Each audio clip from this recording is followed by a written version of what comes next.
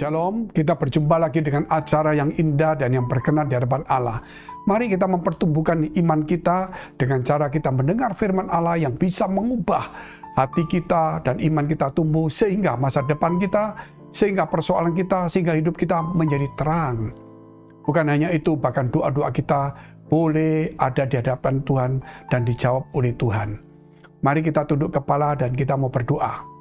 Bapa kami yang ada dalam surga, Bapa yang baik dan yang kami kenal di dalam nama Tuhan Yesus Kristus, sucikan hati pikiran kami, kuatkan kami, supaya kami boleh menjadi orang benar, dan kami boleh menghasilkan berkat bagi banyak orang, dan kami bukan mengejar berkat, supaya kami boleh, Tuhan, menjadi bagian daripada jawaban doa orang lain, kami boleh membagikan kebahagiaan, membagikan firman Allah kepada banyak orang.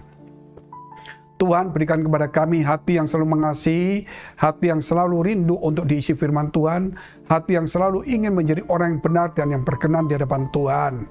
Di dalam nama Tuhan Yesus, jikalau ada di antara kami yang sakit, Tuhan kiranya Engkau sembuhkan.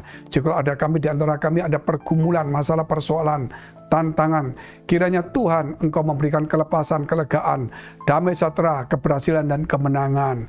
Di dalam nama Yesus kami sudah mengucap syukur dan berdoa. Haleluya, amin. Saudara yang dikasihi Tuhan, kerap kali tanpa sadar hidup kita ini diperhadapkan kepada hal-hal yang benar atau yang tidak benar. Ingat, ketika seseorang itu hidup di dalam kebenaran, maka Tuhan itu berkenan. Bukan hanya itu, Tuhan akan meluruskan jalannya. Bahkan Tuhan akan menuntun setiap hidupnya. Kita lihat dulu firman Tuhan dalam kitab Amsal 11 ayat 23 sampai dengan 31. Keinginan orang benar mendatangkan bahagia semata-mata. Harapan orang fasik mendatangkan murka. Ada yang menyebar harta tetapi bertambah kaya. Ada yang menghemat secara luar biasa namun selalu berkekurangan. Siapa banyak memberi berkat diberi kelimpahan. Siapa memberi minum, ia sendiri akan diberi minum. Siapa menahan gandum, ia akan dikutuki orang, tetapi berkat turun di atas kepala orang yang menjual gandum. Siapa mengejar kebaikan berusaha untuk dikenan orang, tetapi siapa mengejar kejahatan akan ditimpa kejahatan. Siapa mempercayakan diri kepada kekayaan akan jatuh, tetapi orang benar akan tumbuh seperti daun muda. Siapa yang mengacaukan rumah tangganya akan menangkap angin, orang bodoh akan menjadi budak orang bijak. Hasil orang benar adalah pohon kehidupan, dan siapa bijak mengambil hati orang. Kalau orang benar menerima balasan di atas bumi, lebih-lebih orang fasik dan orang berdosa. Firman Tuhan selalu mengatakan apa yang ditabur orang itu akan dituainya. Sehingga kita tahu jangan sampai kita menabur yang salah. Firman mengajarkan kepada kita untuk menabur yang baik, supaya kita menerima yang baik. Menabur dengan roh, kita akan menuai hidup yang kekal. Siapa menabur daging, yaitu menabur hawa nafsu, dia akan menuai kebinasaan. Tinggal bagaimana cara kita menabur dan apa yang kita tabur. Contoh-contoh, kalau kita melihat siapa yang memberi kemurahan, dia akan mendapatkan kemurahan. Ini jelas saudara, kalau kita memberi sesuatu yang baik, kita akan menerima upahnya yang baik dari Tuhan. Kalau kita berbuat sesuatu yang baik, itu pasti digerakkan Tuhan, dan Tuhan ingin memberi kepada kita yang baik. Kalau Tuhan ingin memberi kepada kita yang baik, maka digerakkanlah hati kita. Melalui Roh Kudus menggerakkan kita juga. Supaya kita berbuat baik, kita bermurah hati, kita mulai mengampuni, kita mengasihi, kita berbelas kasihan. Disitulah kemudian Tuhan menaruh belas kasihan dan kemurahannya yang sudah disediakan bagi kita. Kita lihat dulu ayat ke-23. Keinginan orang benar mendatangkan bahagia semata-mata. Harapan orang fasik mendatangkan murka. Ingin menjadi bahagia? Kita harus punya keinginan. Dan keinginan itu adalah keinginan orang benar. Namun kalau orang fasik, tidak ada yang baik. Keinginan orang benar mendatangkan kebahagiaan. Dekatlah dengan orang benar. Dan tirulah, lihatlah dia, apa keinginannya dia. Selalu baik. Dan itulah dia bahagia. Kenapa orang tidak bahagia? Karena keinginannya bukan keinginan orang benar, keinginan orang fasik. Orang fasik yaitu mementingkan diri sendiri, menjadi orang yang kikir, orang yang kejam, orang yang jahat, orang yang tidak menaruh belas kasihan. Tetapi orang benar, orang yang berani menaruh belas kasihan, murah hati, yang selalu siap ingin menolong dan mengasihi sesamanya. Kita lihat ayat 24. Ada yang menyebar harta, tetapi bertambah kaya. Ada yang menghemat secara luar biasa, namun selalu berkekurangan. Ayat 25. Siapa banyak memberi berkat, diberi kelimpahan. Siapa memberi minum, ia sendiri akan diberi minum. Apa yang ditabur orang, itu yang akan dituainya. Siapa memberi minum, dia akan diberi minum. Siapa memberi kemurahan, dia akan diberi kemurahan. Siapa yang menabur berkat, dia akan juga menerima itu. Dikatakan juga, banyak orang menyebarkan hartanya dengan cara yang benar tentunya, bukan sembarangan, namun dia tidak pernah kekurangan. Tapi ada orang yang menghemat, kikir, tidak mau bermurah hati, tidak mau menolong orang, ya tidak mau seperti itu. Akhirnya dia tetap hidup dalam kekurangan. Seandainya mungkin uangnya tidak berkurang bertambah-tambah, namun dia hidup dalam kekurangan. Uangnya banyak, namun hidupnya dalam kekurangan. Dia mau makan takut, uangnya berkurang, dia mau beli AC takut, dia mau beli tempat tidur enak takut, dia mau beli vitamin takut, dia mau beli alat ini takut.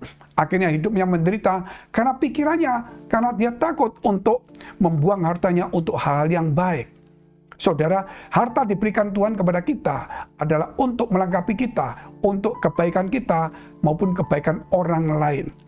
Kita lihat ayat selanjutnya. Siapa banyak memberi berkat, diberi kelimpahan. Siapa memberi minum, ia sendiri akan diberi minum. 26. Siapa menahan gandum, ia dikutuki orang, tetapi berkat turun di atas kepala orang yang menjual gandum. 27. Siapa mengejar kebaikan, berusaha untuk dikenan orang, tetapi siapa mengejar kejahatan akan ditimpa kejahatan. Kita lihat dulu ayat 27 sekali lagi. Siapa mengejar kebaikan, berusaha untuk dikenan orang, tetapi siapa mengejar kejahatan akan ditimpa kejahatan. Jikalau hidup kita jahat, kita akan menerima upah kejahatan. Jikalau kita mau hidup baik, kita akan menerima kebaikan. Itu hukum yang tidak bisa dilanggar. Mungkin hukum dunia berbeda. Kalau saudara berkhianat dan saudara mendapatkan pujian bagi orang-orang lain, asal saudara berkhianat dan mendapatkan bagian yang baik, artinya saudara ketika berkhianat, saudara mungkin mengambil data-data atau berbuat sesuatu yang salah, tapi diberikan kepada orang lain, terus orang lain memuji. Tapi tidaklah demikian dengan firman Allah. Setiap orang yang berbuat jahat akan menuai kejahatan. Tetapi siapa yang berbuat baik akan menerima kebaikan. Jadi jangan pernah berkhianat, ingin dipuji orang, ingin menerima upah dari orang. Kita harus belajar untuk setia, baik kepada Tuhan maupun kepada orang yang baik kepada kita, yang perlu kita juga layani dan kita juga hormati. Karena apa? Karena disitulah kita akan menerima upah kebaikan itu. Saudara, jangan kerap kali kita ini tanpa sadar kita tidak pernah setia. Kalau kita tidak setia, bagaimana kita bisa setia kepada Tuhan? Kesetiaan itu tidak bicara tentang hari ini, tapi kesetiaan itu bicara tentang sampai akhir. Banyak orang setia cuman 1 tahun, 20 tahun, 50 tahun, 60 tahun yang terakhir sisa hidupnya 3 tahun nggak setia. Orang yang sudah 60 tahun percaya Tuhan, sudah berkorban, 65 tahun sudah berkorban, 70 tahun sudah berkorban, 71 sampai 73, dia mulai meninggalkan Tuhan, menikah, mungkin dengan agama atau dengan orang yang lain, yang kemudian dia dicondongkan hatinya kepada berhala, kepada yang bukan Allah, maka dia kehilangan semuanya. Kita lihat dulu ayat selanjutnya ya. Siapa mempercayakan diri kepada kekayaan akan jatuh, tetapi orang benar akan tumbuh seperti daun muda. Jangan pernah menaruh harapan saudara dan mempercayakan dirimu kepada kekayaanmu yang ada. Tapi percayakan dirimu kepada Tuhan. Karena kekayaan yang kita punya ketika kita percaya, kita bisa mendapatkan kejahatan, kita dirampok, diculik. Tapi kalau kita mempercayakan diri kepada Allah, Dia akan melindungi kita. ayat 29. Siapa yang mengacaukan rumah tangganya akan menangkap angin. Orang bodoh akan menjadi budak orang bijaksana. 30. Hasil orang benar adalah pohon kehidupan. Siapa bijak mengambil hati orang. Hasil orang benar adalah pohon kehidupan. Hasil orang benar adalah pohon kehidupan. Siapa yang bodoh menjadi budak orang bijak. Jadi kita harus menjadi orang bijak, bukan menjadi orang bodoh. 5 gadis bodoh, 5 gadis bijaksana menjadi contoh. Orang bodoh adalah yang mendasari imannya dengan pasir, artinya hal-hal yang bisa hanyut. Tapi orang bijaksana mendasari imannya dengan batu, artinya dengan firman yang teguh, yang tangguh, yang betul-betul kokoh. Dikatakan hasil orang benar seperti pohon kehidupan. Jikalau orang benar bekerja dan hasilnya itu memberikan kebahagiaan damai kepada orang lain. Jikalau seseorang hidup tidak benar, hasil kerjanya itu menyengsarakan orang. Ayat yang terakhir kita mau baca. Kalau orang benar menerima balasan di atas bumi, lebih-lebih orang fasik dan orang berdosa. Janganlah menjadi orang berdosa, jadilah orang benar. Karena orang benar akan mendapat balasan di bumi dan di surga. Orang jahat, orang fasik, terlebih-lebih dia akan mendapat hukuman dari Tuhan. Walaupun mungkin bagi di bumi dia lepas dari hukuman, tetap dia akan mendapatkan hukuman di atas. Kita tunduk kepala, kita berdoa. Kami berdoa di dalam nama Yesus Kristus, supaya setiap kami Tuhan boleh diubahkan menjadi orang yang bijaksana. Biar setiap kami Tuhan menjadi orang yang benar. Hasil kami adalah pohon kehidupan. Biar setiap kami Tuhan boleh diubahkan supaya kami boleh berbuat yang baik bukan yang jahat. Supaya apa yang kami tabur akan kami tuai. Di dalam nama Yesus Kristus. Supaya setiap hati kami boleh diubahkan. Mari saudara, jika engkau punya masalah, dekapkan kedua tanganmu di dadamu. Jika engkau punya penyakit, dekapkan tanganmu di bagian yang sakit. Di dalam nama Yesus, jadilah sembuh. Di dalam nama Yesus, jadilah pulih. Jadilah kuat. Dan terimalah hikmat. Terimalah berkat dari Tuhan. Dalam nama Yesus. Mari kita akhiri dengan doa yang diajarkan Tuhan Yesus, yaitu doa Bapa kami. Bapa kami yang ada di surga, dikuduskanlah namamu. Datanglah kerajaanmu. Jadilah kehendak-Mu di bumi seperti di surga. Berikanlah kami pada hari ini makanan kami yang secukupnya. Dan ampunilah kami akan kesalahan kami. Seperti kami juga sudah mengampuni orang yang bersalah pada kami. Dan janganlah membawa kami ke dalam pencobaan. Tetapi lepaskanlah kami daripada yang jahat.